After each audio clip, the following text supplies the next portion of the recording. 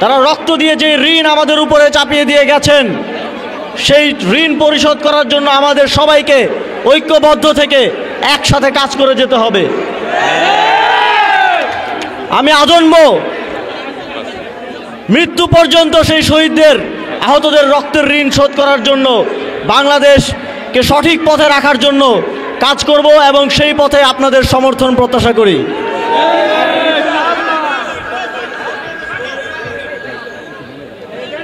যেই নতুন বাংলাদেশের কথা আমরা বলি, সেই নতুন বাংলাদেশ গড়ে তোলার জন্য আমাদের প্রত্যেকের যার যার জায়গা থেকে কিছু দায়িত্ব রয়েছে, কিছু কর্তব্য রয়েছে। আমরা যদি সবাই যার যার দায়িত্ব ঠিকভাবে পালন করি, তাহলে এই স্বপ্ন একদিন বাস্তবায়ন হবে ইনশাআল্লাহ।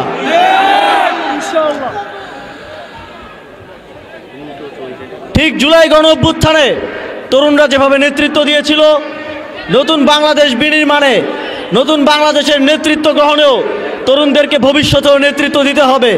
আপনাদের সকলকে যার যার জায়গা থেকে নিজেকে প্রস্তুত করতে হবে ভবিষ্যৎ বাংলাদেশের প্রত্যেকটি সেক্টরে নেতৃত্ব গ্রহণ করার, দায়িত্ব গ্রহণ করার জন্য। ইতিমধ্যেই রাজনৈতিক নেতৃবৃন্দ, সামাজিক নেতৃবৃন্দ এবং যাদের সাথে আমার এতদিন যোগাযোগ হচ্ছিল, তাদের মাধ্যমে অনেকগুলো দাবি আমার কাছে পৌঁছেছে। বিগত সময়ে ফ্যাসিবাদী সরকারের সময়ে উন্নয়ন কার্যক্রমগুলো শুধুমাত্র কয়েকটা নির্দিষ্ট জায়গায় হতো। এখন আমরা বলছি বাংলাদেশের প্রত্যেকটি আনাচে কানাচে সমানভাবে কোনো প্রকার বৈষম্য না রেখে আমরা উন্নয়নের ধারাবাহিকতা পৌঁছে দিব।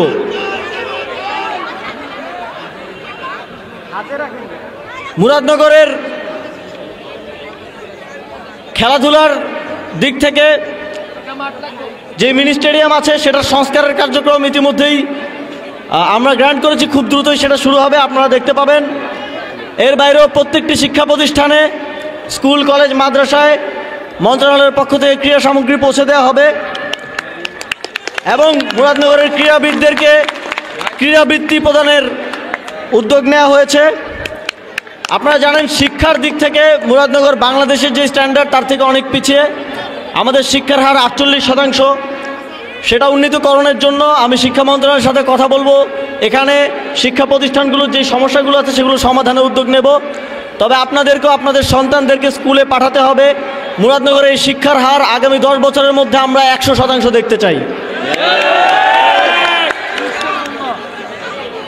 চিকিৎসা ব্যবস্থা সহ আরও সকল ধরনের নাগরিক সেবার দিক থেকে মুরাদনগর যে জায়গাগুলোতে পিছিয়ে আছে, সেখানে কনসার্ন মিনিস্ট্রিগুলোর সাথে, উপদেষ্টাদের সাথে কথা বলে সেখানে দ্রুত পরিবর্তন, দৃশ্যমান পরিবর্তন আনার জন্য আমরা কাজ করব।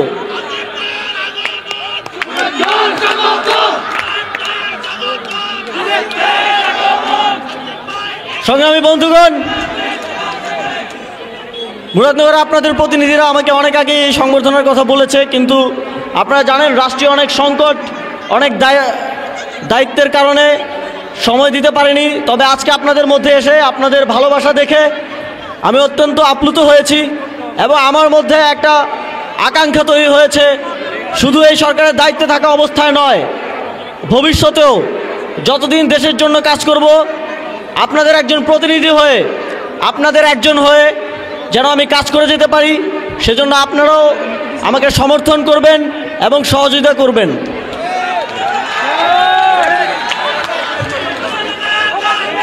আরেকটা কথা বলতে চাই, আপনারা জানেন পতিত স্বৈরাচারের সময়ে নানা কারণে কুমিল্লাকে বিভিন্নভাবে বঞ্চিত করা হতো।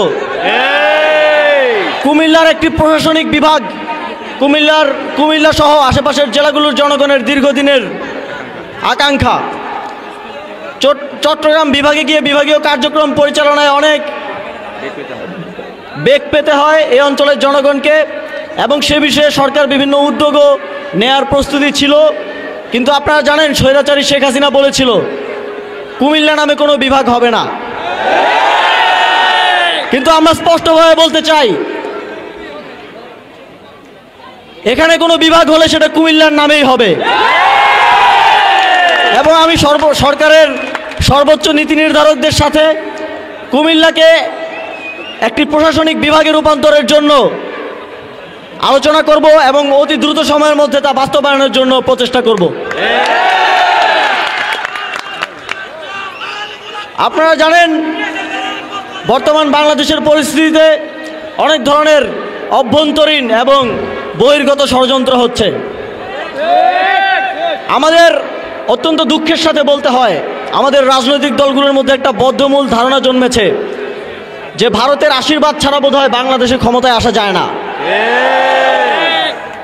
ফলে তারা যে ধরনের বক্তব্য দিচ্ছে তা এদেশের স্বাধীনতাকামী সার্বভৌমত্বের পক্ষের জনগণের জন্য অত্যন্ত কলঙ্কজনক এবং দুঃখজনক।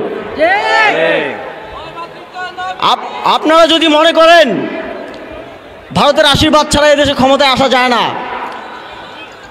তাহলে বলতে হয় শেখ হাসিনার থেকে বেশি কারো প্রতি ভারতের বেশি আশীর্বাদ ছিল না। সেই শেখ হাসিনার কি পরিণতি বাংলাদেশের জনগণ করেছে তা খুব স্পষ্টভাবে আপনারা দেখতে পাচ্ছেন। আপনারাও যদি ভবিষ্যতে সে ধরনের পরিণতির সম্মুখীন হতে না চান, বাংলাদেশের জনগণের ম্যান্ডেটকে এই ক্ষমতায় আসার একমাত্র উপায় হিসেবে অবলম্বন করুন, অন্য কোনো বহিরাগত শক্তির আশীর্বাদ নয়।